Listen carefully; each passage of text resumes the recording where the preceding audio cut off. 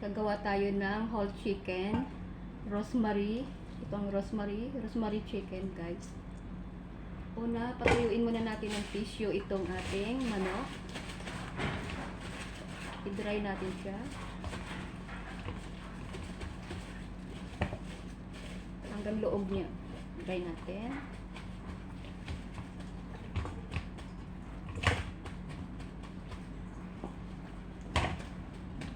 Okay, pagkatapos natin dry, isunod natin yung asin. Salt.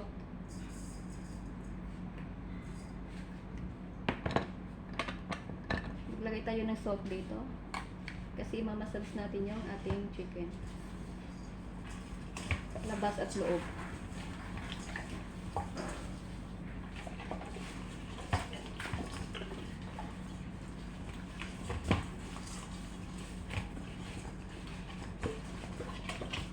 Okay. Ngayon mayroon tayong garlic, grated garlic. Imimix po natin ang ating butter.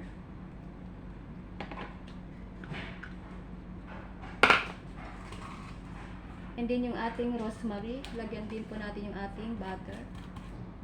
Chop po natin.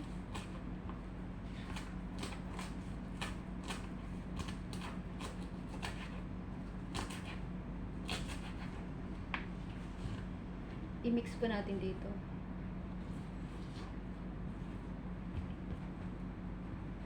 Ayan. Mix po natin, guys. Tapos lagyan po natin ng black pepper.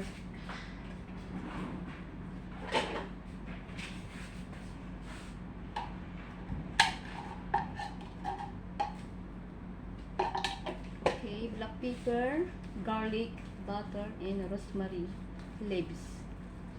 Mix together. Tapos lagyan natin ng isang kutsaritang asin lang. Tapos pigaan po natin ng lemon.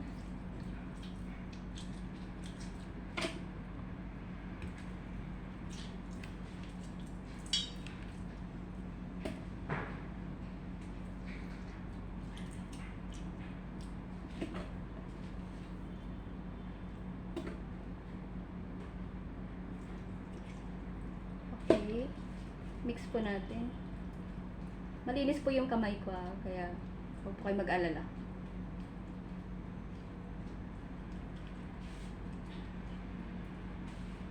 Okay. And then, i-mix po natin sa ating chicken.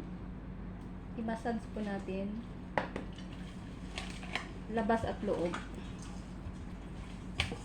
Tapos, ito, sugatan natin yung balat niya.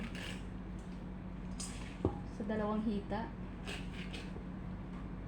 Kasi papasukan natin ng palaman. Ayun o, may sugat.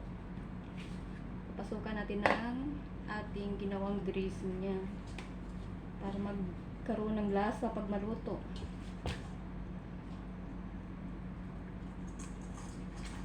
Okay. Tapos yung natira, ipapasok natin sa loob ng chicken. Okay. Favorite po nila dito itong niluluto kong chicken na to. Ayan, pasok natin. Massage. Tapos pasukan din natin dito. Okay, sugatan natin yung balat niya. Makuro yung aking kutsilyo. You know.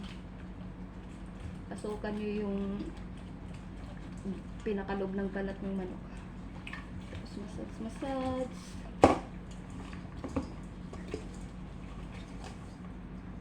I-marinate po natin ng 3 hours.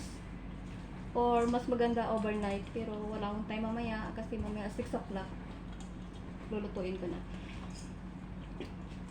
Okay.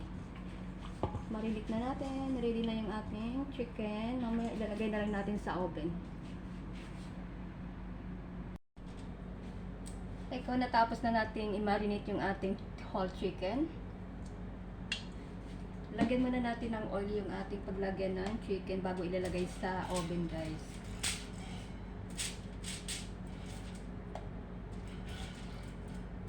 Para hindi po siya dumikit dito. Ayan.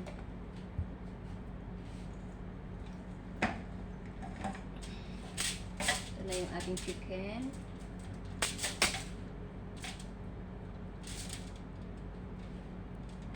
Pwede na po natin siyang ilalagay doon. Lagay natin ito rito.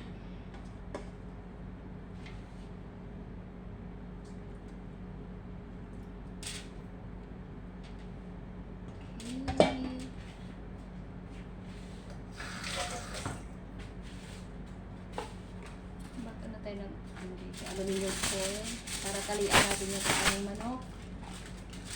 Kasi wala tayong sinulid ang tali dito, kaya ito yung gawin natin.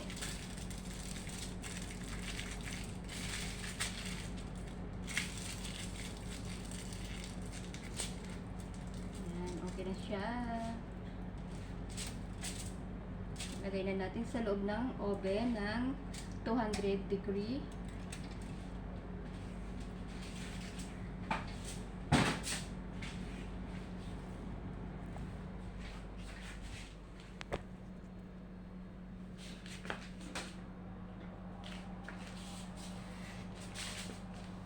Then siya. Okay.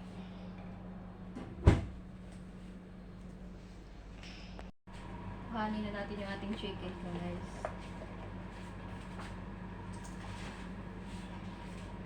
Ito na siya.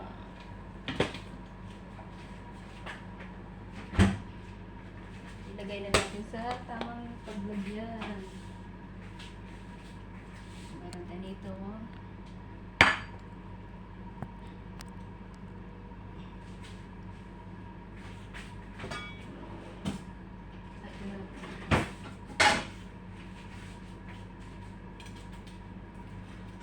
Ating natin dito sa chicken.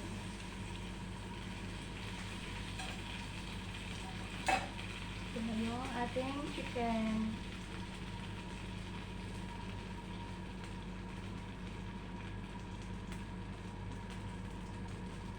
Thank you for watching.